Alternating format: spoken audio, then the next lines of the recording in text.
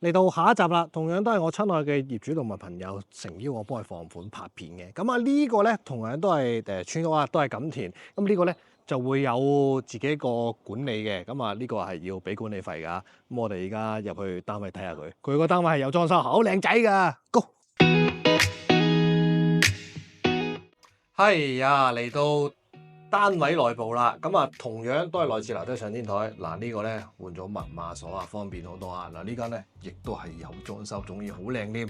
嗱入到嚟嘅地板咧已經係石地板，唔係嗰啲仿磚地板啊。咁啊呢間村屋咧都係700零尺啦，但係同大家睇下個 design 係點先。上到嚟咧一個長方形嘅客廳，咁啊有3隻貓貓喺度啦，樂也融融嘅。咁啊呢度咧擺咗張三文嘅梳化。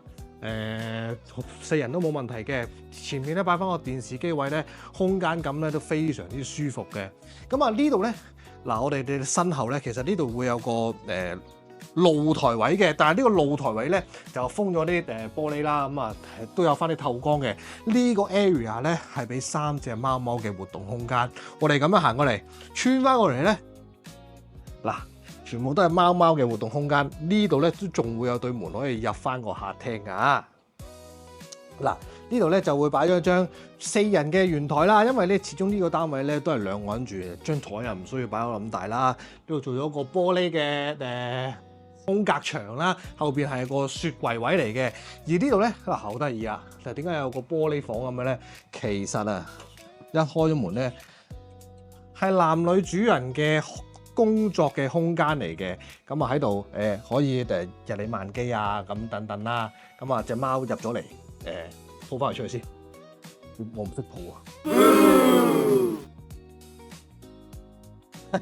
處理完隻貓啦，其實啱啱嗰間書房咧係可以做睡房嘅，不過呢度少人住，所以嗰度做個工作間嘅，咁啊入嚟咧主人套房，嗱呢間房嚟嘅，最後睇，不過呢度好多門啊，呢度鎖住佢。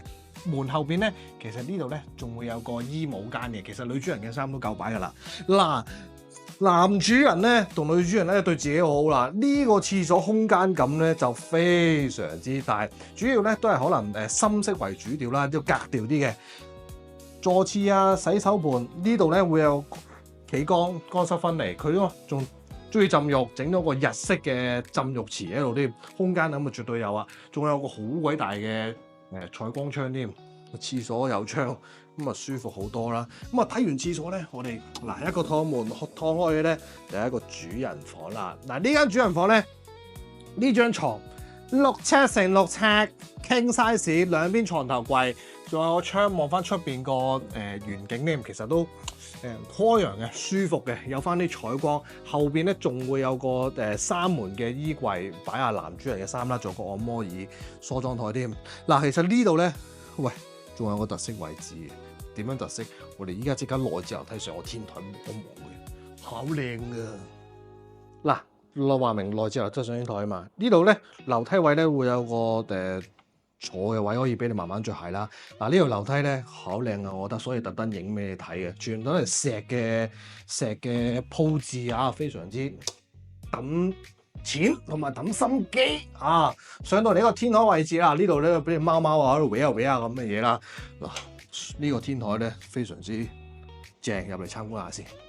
嗱，上到咗天台位置啦，非常之有格調，逐一同你解釋。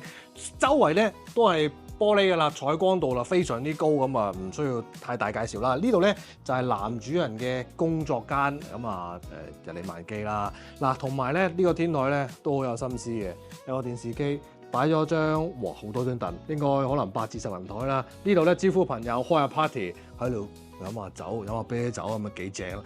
嗱，呢度咧就唔係工人房嚟嘅，呢度咧就係自己設計咗一個廁所，咁啊有客人嚟咧唔使上落啊嘛，呢度都可以去廁所嘅，咁啊黑色為主調啦。嗱，呢度咧改咗一個超級開放式廚房，一排嘅L 嘅廚櫃啊、煮食爐啊、抽油煙機啊、明火煮食啊嗰啲咧，全部都有晒喺度嘅。同埋呢度咧，女主人咧因為沖涼咧沖得比較耐，所以咧呢度做咗個石油氣嘅沖涼啊，可以慢慢沖，唔使特登走去煲水添。呢度仲可以有啲訂標招呼朋友，咁啊就出去我哋個天台嘅設計成個花園嘅位置啊！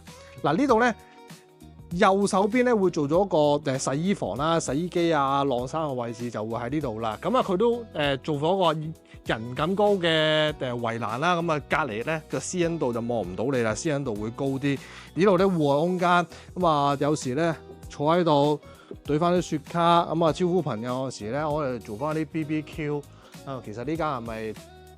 嗱，老實講，咁啊呢間咧其實會靚過上一集嗰個嘅，咁啊價錢啊相對梗係會貴啲啦。咁啊呢間本身咧，我親愛嘅朋友兼業主咧同我講都放賣，例如佢600萬左右啦，就幫你揦沙噶啦。咁啊分開2集嘅村屋咧，就大家介紹完啦。咁啊下次再見啦。